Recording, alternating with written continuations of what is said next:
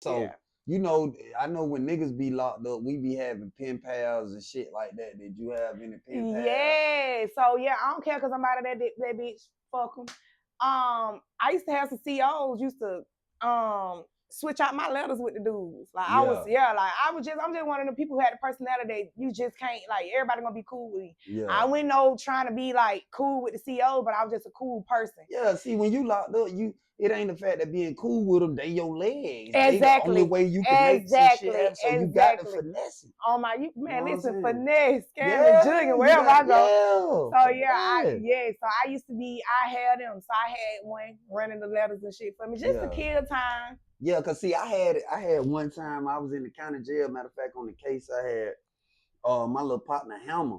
He used to write the females on the female side in the county jail. So he was like, hey man, one of my partner, little female, I write, she got a partner that want a pen pal. So I'm like, all right, bet. So I write the letter. He was like, put it in the envelope with mine. She gonna give it to her. So boom, I put it in there. Yeah. About a week later, they do mail calls. Shouted and rolled a nigga. So come to find out, when we go out there on the yard, it's a glass right there. If you look up, you can see the female shower and everything. Them folk were flashing us and everything. Used to do that. So it's a little metal part in the wall. If you go to it and talk, you can hear them talk. So Shawty run down the stairs. She waving at me. She run down to the little another thing. We talking and shit. Then that thing, you know, cause I was going to visitation to see my girl at the time. So that thing, you know, Shawty started sending me little store bags over there. So the same lady who used to bring me the store bag, she like, you ain't shit. I was like, what you talking about? So you go to see that damn girl every weekend and you get that goddamn store call for that white girl. I was like, shit, it's free. I said, taking a little pressure on my girl. She can't send me nothing every week. So she like, I said, what you finna tell on me? She said, no, I ain't gonna tell on your pussy ass. I ain't gonna tell her. Yeah, that's how that shit used to go though.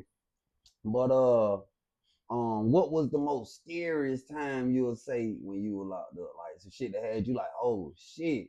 Basically, when every time my lawyer came to see me, when this time I was in Shelby County, and every time she came to see me, like I was facing 10 years. Yeah. So she's looking at me like it looked bad, like it ain't you looking at 10. But by the grace of God, I end up getting three in and 3 out. So it was like 6. Yeah. But because that was my first like federal, first felony. Yeah. That was my first felony. And I had never really got in trouble like that because I told them other cases they weren't really relevant. Yeah. And so it was my first felony. So all that kind of worked out in my favor. 2 weeks before I caught this case, my fiance Ryan, rest in peace, Ryan had died. So we so my lawyer used that like she really wasn't in her right mind. So a lot of that worked out in my favor to where I only got 3 years. But they was trying to get me less time than that. But they had me sign a plea.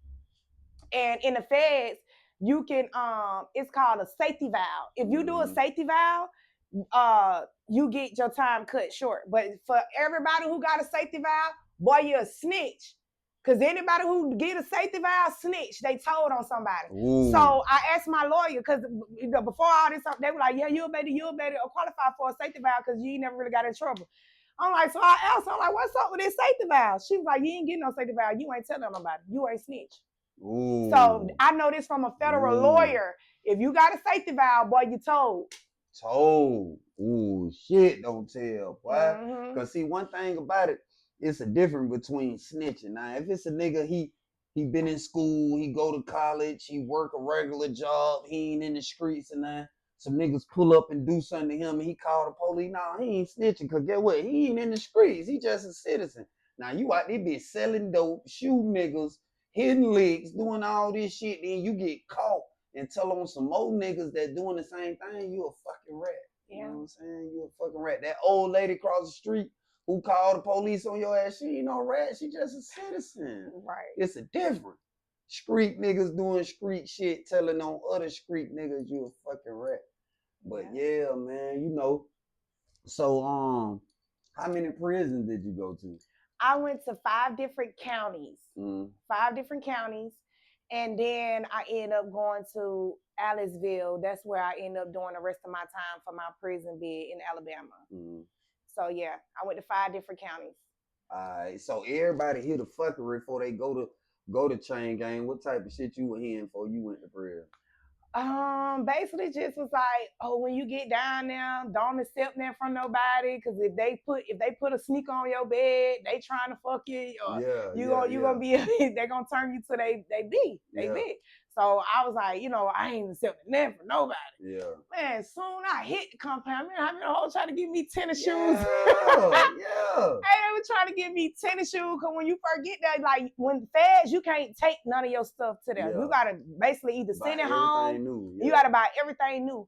So I had big commissary bags that I could never even bring. So I signed them off to people that was left in the county. So, make a long story short, as soon as I got there, like, they were trying to give me tennis shoes and shit. I'm like, nah, I'm good. Yeah. I'm good. They trying to run down on that damn girl.